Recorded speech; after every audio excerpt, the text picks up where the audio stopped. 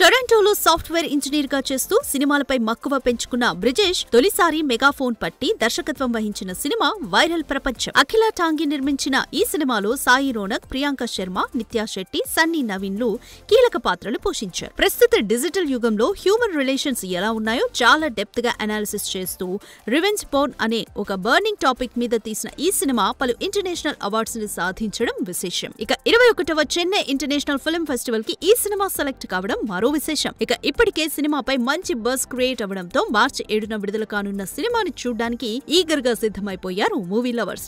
చూడాలి మరి revenge porn అనే బర్నింగ్ టాపిక్ మీద వస్తున్న ఈ సినిమా ఆడియన్స్ ని ఏ మేరకే అలరిస్తుందో. For more videos like this, subscribe Big TV channel.